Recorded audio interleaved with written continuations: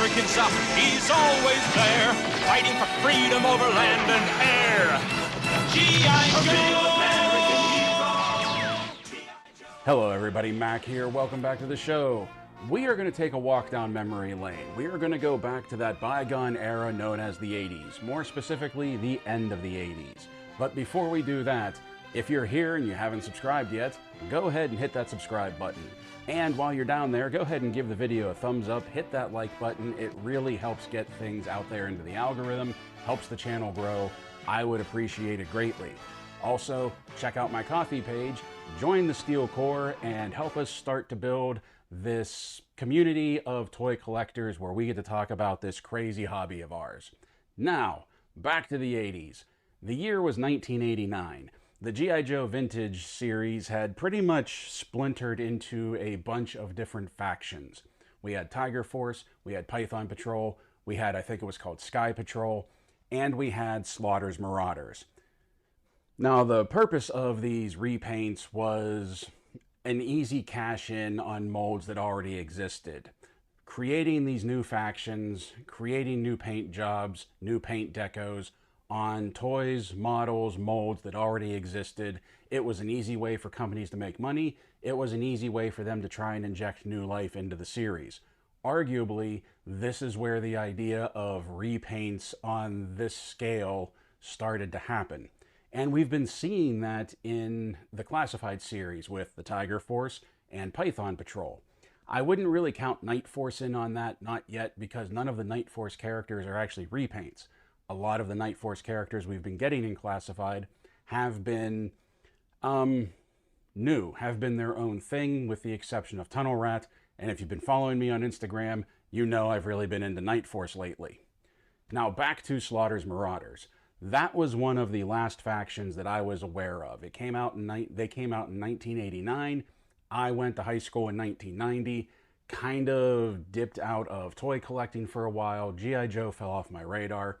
I know there were other factions that came out after the Marauders, but they were the last ones that I was aware of.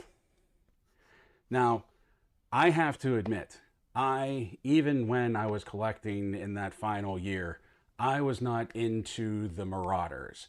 I was always more into the factions that were sort of like groups of themselves, that was new stuff. Things like the Dreadnoks, things like the Renegades, another order or another group of Slaughter's men, and even Battle Force 2000, things like that. So when the Marauders came out, I wasn't real into it to begin with because it was just repaints. And more than that, I kind of thought they pushed the Renegades to the side. And to me, the Renegades were a much more interesting group than the Marauders. However, having said that, I understand the Marauders have a huge fan base because they are anchored to Sergeant Slaughter, a character who is wholly unique in the G.I. Joe mythos in that he is a real person. So, with all of that being said, let's talk about the Classified series. As we mentioned already, we have Tiger Force, we have Copperhead, we have Tiger Force, we have Python Patrol, Night Force, And now, I'm sure you've all seen these photos that came out over the weekend that apparently the Mad Marauders are getting some new love. Way back, I think it was maybe about 2 years ago, we had the first release of the Mad Marauders. We had the repaint of Barbecue right here, and it's the first one, and so far the only one, that has the Mad Marauders moniker on it. Is there a date on this? I do think it was about 2 years ago. I can't remember. I haven't even opened it yet. I bought it just because at the time that it came out, I remember there was G.I. Joe, but it wasn't nearly what we had now, so I was just pretty much scarfing up anything G.I. Joe. But let's talk about these guys. We see Sergeant Slaughter there, and we see a 2-pack with Spirit and Lowlight. What do we think about this? And I'm being serious. I want to know, what do we all think about this? First of all, we do not know, as far as I know, time of recording, we do not know the source of these photos. They just kind of popped up and everybody started sharing them around. Everybody started making videos of them. I'm a little behind because I really wanted to think about it rather than just reacting to them. And my first thoughts when I saw these, if you look at the packaging is nothing special. But more to the point, if you look at the corners, like I'm looking at the photos right here, if you look at the corners, there's some wear on those boxes. There's like some spots where you can see the cardboard coming through. You can see parts where like it was crushed. That my first thought was not so much that these are fakes, but maybe these are homegrown. Because something else that made me think that is that I can't see any bands holding the figures into the plastic in there. Like nothing across the torso, nothing across the arms, nothing holding them into the tray. Also, that packaging is so completely unimpressive that I just can't picture that actually being classified packaging. So maybe not so much that they're fake, but I thought that they might be like homemade, homegrown, just like custom jobs where they did the packaging for them. Because we have all of these figures. We have Slaughter, we have Lowlight, we have Spirit. And Spirit also doesn't have Freedom. If you take a look, it looks like he has a golden condor up there for a pet rather than Freedom, the eagle. But then I started looking at the corners, how it has things like 4+ and the Hasbro logo. And I thought, okay, that's a little too much attention to detail for something that may be homegrown. And then I started thinking back to the 80s and 90s, where like other countries were manufacturing oddballs. That's how we got things like Cobra Con, or Camo Con rather, in the Motu line. And the faker with the black mask on, I can't remember what his name was. Motu's not really my thing. But I started to wonder if maybe that was what those were.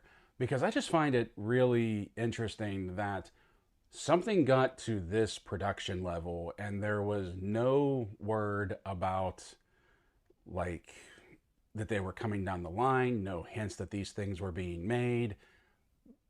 Because we get leaks all the time. Personally, I avoid them a lot because I like to be surprised, but we know it happens all the time, and I find it very interesting that something got to this point before we even found out about it.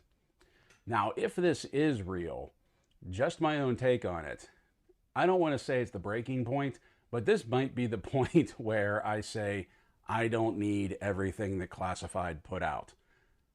I think they're cool. And I totally understand people that want them and want to jump on them, and especially if you already have barbecue and you want to add to that line, or if you're a big fan of Sarge, which I know a lot of people are, especially in the G.I. Joe community, and you want to build out his team. But I don't know, it just feels like, and maybe part of this is just a little frustrated with the McFarlane Multiverse line. I think I might be done with repaints for a while. And I know that's going to be hard to do with the Joes, but I don't know. Those just didn't, when I saw those photos, those just didn't really stir anything in me like when I saw leaked photos of like any of the Night Force characters or Shadow Tracker or the Vamp or things like that. I don't know. What do you think of these? Do you think they're real? Do you think we're going to get them anytime soon?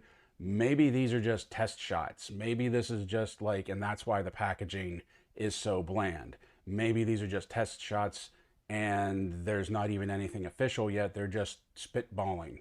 I mean, that does happen as well. What do you think these are? Do we know the origin of them? Because I haven't been able to find it.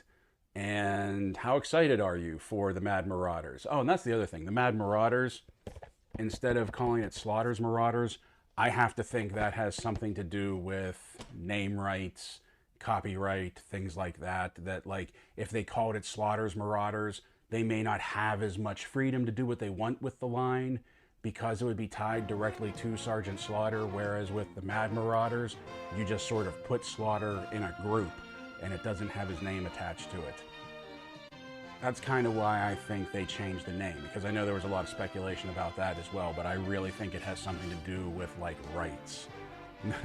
The almighty corporate overlords.